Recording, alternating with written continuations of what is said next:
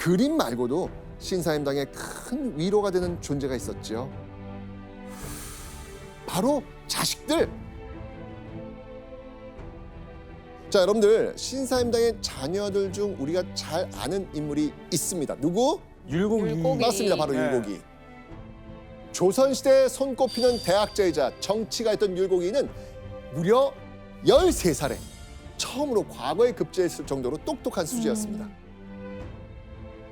13살이에요? 네. 초등학교 6학년. 와.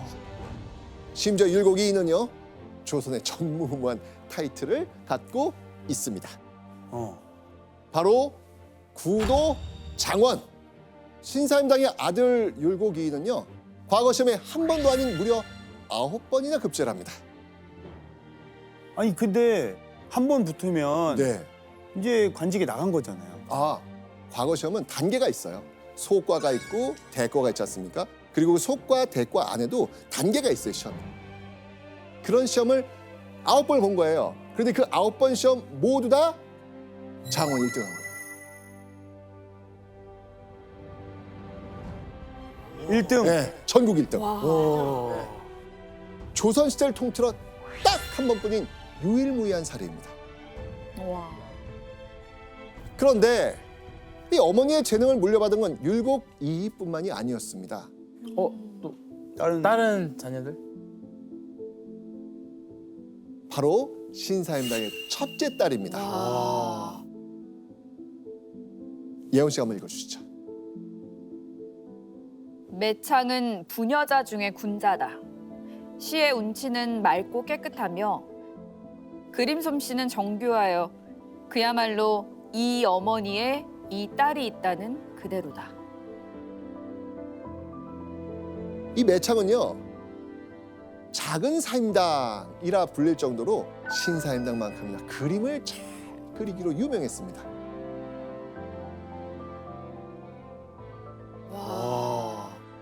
교수님, 그러면 자식들이 다 잘 됐잖아요. 혹시 신사임당만의 특별한 교육법이 있나요? 아마도 신사임당 집에서는 글 읽는 소리나 먹 가는 소리가 아마 끊이지 않았을 거라고 생각을 해요. 조선 후기 문신인 김진규의 글을 보면 율곡이 어렸을 적에 형제들이 부모와 같이 그림을 그렸다라는 글이 전하거든요. 이런 글로 아마 추측해 보면 신사임당 스스로 먼저 글을 읽고 그림을 그리고 이런 모범적인 모습을 보이지 않았나. 늘 공부하고. 그러니까요. 책 읽는 모습 보여주고 네, 하면 그렇죠. 배우죠. 일찍부터 영특하기로 소문난 율곡이, 그리고 학문과 서화에 특출났던 매창까지 신사임당의 자녀들은 고된 한양 생활의 위로이자 자랑이었습니다. 그러던 어느 날 신사임당의 마음을 와장창 무너지게 만든 일이 벌어집니다. 신사임당에 도대체 무슨 일이 있었을까요? 나리께서 집에 안 들어오셨는데? 에? 그럼 집을 안 오셨단 말이야?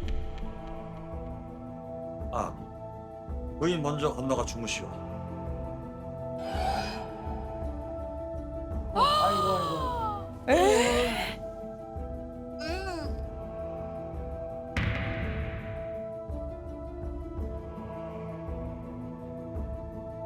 그러니까 지금 그래서 어떤 상황이 벌어진 거예요, 지금? 바람이 난 거죠. 그렇죠. 이원수와 정분이 난 그 여인의 이름은 권씨. 심지어 신사임당의 첫째 아들 이선과 나이가 비슷한 어린 여자였습니다. 아이고. 여기서 끝이 아닙니다.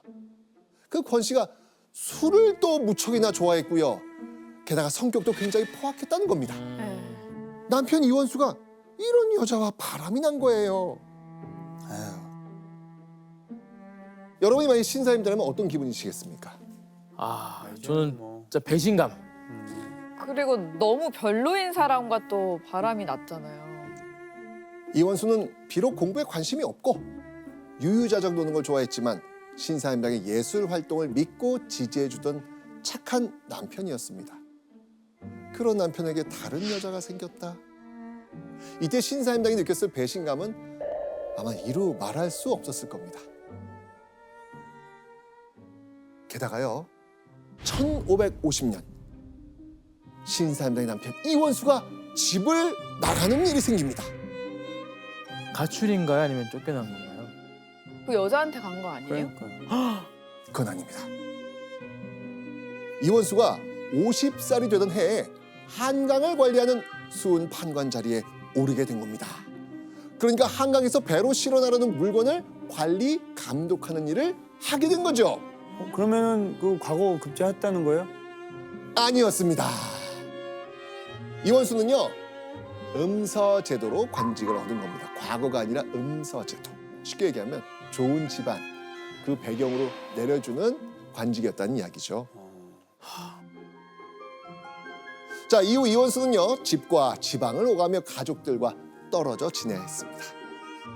남편 이원수가 일을 하기 위해 집을 비우고 신사임당은 홀로 외롭게 집안 살림과 아이들 양육을 책임져야 했죠. 결국 이 무렵부터 신사임당의 건강이 조금씩 안 좋아지기 시작합니다. 아이고야. 그리고요 신사임당은요 남편 이원수를 다급하게 부릅니다. 그리고 남편 이원수에게 아주 간곡한 부탁을 하죠.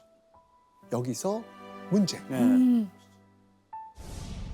신사임당이 남편 이원수에게 남긴 부탁은 무엇일까요? 정답. 지금 건강이 안 좋아져서 네. 이제 내가 얼마 못 살 것 같다. 이제는 제발 정신 차리고 우리 자식들, 우리 막내딸 아들 아직 어리다. 혼인할 때까지만 좀 집안을 좀 지켜라. 이거 정답 왜 이렇게 길어? 너무 긴 거 아니에요? 와. 오답. 아. 정답. 정답. 자식들을 모두 결혼시키기 전까지 우리는 이혼할 수 없다. 오답. 근데 궁금한 게 그 당시에는 그런 이혼이라는 게 있었나요?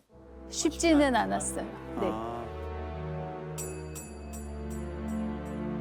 정답. 네. 그 여자랑 같이 막 계속 만난다는 거는 예측은 하잖아요. 그 사람과 결혼은 하지 마라. 정답. 오!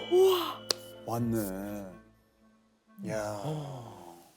그러니까 신사임당이 남편 이원수에게 내가 죽은 뒤에 당신은 다시 장가들지 말아주세요. 라고 부탁을 한 거예요. 조선에서 아내가 남편에게 재혼하지 말라고 얘기하는 거 이거 일반적일 것 같아요? 아니죠. 대부분의 조선 여인들은요 이거 사실은 머릿속에 그 생각 자체가 없을 거예요. 보통 조선시대 여성들은 삼종지 도를 따르는 것이 기본이었거든요. 그러니까 집안의 남자에게 순종하며 사는 게 조선시대 여성의 덕목이었다는 것이죠. 그런데 신사임당은 당차게 할 말은 했던 겁니다. 조선시대의 시선으로 보면 신사임당은요 남들에게 모범이 되는 현모양처는 더더욱 아니었어요. 아니었던 겁니다. 교수님, 그러면 신사임당은 왜 이렇게까지 말한 거죠? 아마도 이원수와 만나는 여인의 성품을 알고 있었기 때문에 이렇게 단호하게 얘기하지 않았을까 생각합니다. 권 씨의 직업이 주모였다고 추정을 하기도 하거든요. 성격도 포악했고 또 술도 좋아한다고 했었잖아요. 사임당이 돌아가실 때 막내 아들의 나이가 고작 10살이었거든요. 아마 남겨질 칠남매의 걱정 때문에 이런 간절한 말을 하지 않았을까 생각합니다. 이 신사임당의 간곡한 부탁을 들은 남편 이원수는 여기에서 뭐라고 말을 했을까요? 아, 그건 다 아픈데. 정신 차리겠다 해야죠. 네, 남편 이원수 온갖 핑계를 대면서 그럼에도 불구하고 결혼하겠다면서 아내 신사임당의 의견에 극구 반대합니다. 아, 이 사람. 자신의 말에 반대하는 남편 이원수를 보고 신사임당 과연 가만히 있었을까요? 이원수의 말문이 턱 막힐 때까지 조목조목 남편의 의견을 반박합니다. 심지어는요 이미 아들이 넷이나 있는데 다시 장가들 이유가 없지 않나요? 맞아. 이렇게 말하면서 남편의 재혼을 강력하게 막으려고 했습니다. 와. 아유. 그런데 자신의 얼마 남지 않은 운명을 예감했던 걸까요? 와. 신사임당은 남편에게 당부의 말을 남기고 얼마 지나지 않은 1551년 5월 17일 48의 나이로 생을 마감합니다.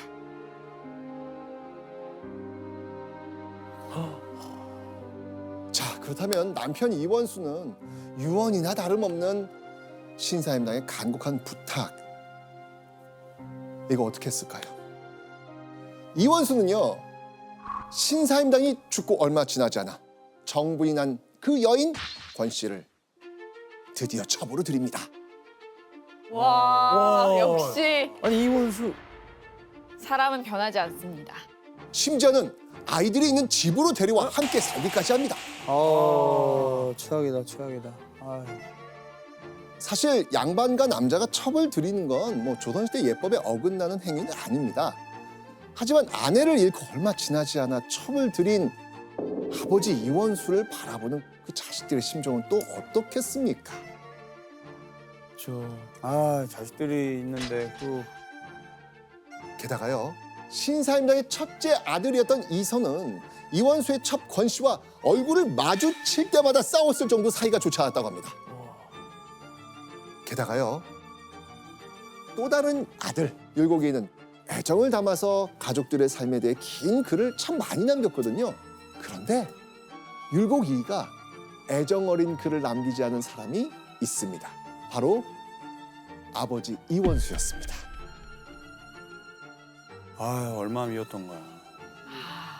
이제 그 아까 앞에서 봤던 율곡 이이가 아버지에 대해서 적은 글이 왜 그랬는지 이해가 되기도 해요. 완전 이해돼요. 맞습니다. 어머니 신사임당이 돌아가신 뒤 남긴 글에 아버지를 짧게 언급한 것 외에는 그 어느 곳에서도 아버지와 관련된 글을 찾아볼 수 없습니다. 신사임당이 사망하고 10년이 지난 1561년 신사임당의 남편 이원수 역시 세상을 떠나고 맙니다.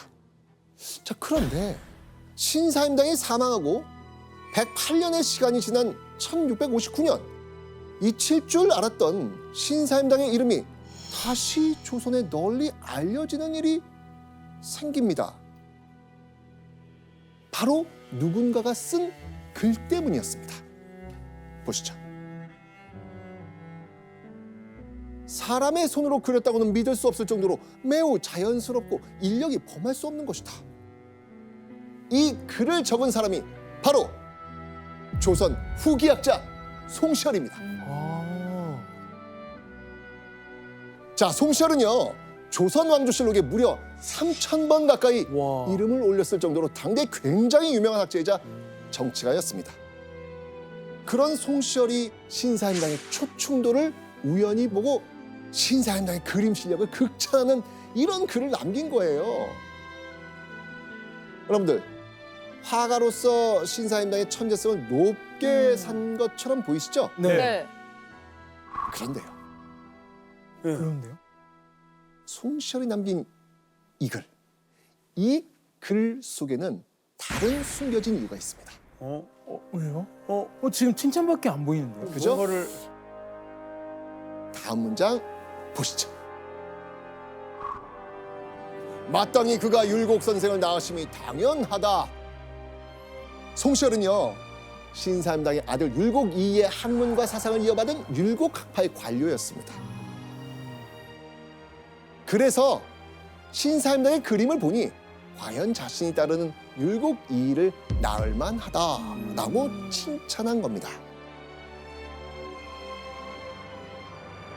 결국 조선 초기 화가 신씨로 이름을 날리던 여인 신사임당은 송시열에 의해 뛰어난 능력을 가진 화가 신사임당이 아닌 율곡의 어머니로 재탄생하게 된 겁니다. 이때 이후 신사임당은 예술가보다는 어진 어머니를 뜻하는 현모로 널리 이름이 알려지기 시작한 겁니다. 저희가 신사임당 하면 율곡의 어머니 그렇죠. 제일 기억나는 말이잖아요. 그렇죠. 여기서 끝이 아닙니다. 신사임당의 현모양처 이미지는요, 1960년대 다시 한번 강조되기 시작합니다. 1960년대에는요, 일제강점기와 6.25 전쟁을 겪으며 훼손된 그 민족의 주체성과 정체성을 회복해야 되는 그런 시기였거든요. 그러니까 국가 재건을 위해 여성들의 힘을 동원하기 위한 명분으로 다시 한번 신사임당이 소환되는 겁니다. 바로 이때 확고히 자리 잡은 것, 그게 어떤 이미지다? 현모양. 현모양처 이미지. 조선시대의 신사임당은요, 현모양처라는 틀에 가둬두기에는 너무나 큰 사람입니다. 현모양처라는 색안경을 벗어버리면요, 여자가 자신의 꿈을 펼치기 어려운 조선시대에 당당히 예술 활동을 이어가면서 재능을 펼쳤던 한 예술가를 만나실 수 있는 겁니다. 여러분도 오늘 이야기를 통해서 신사임당을 좀 새로운 시선으로 바라보시기를 바랍니다.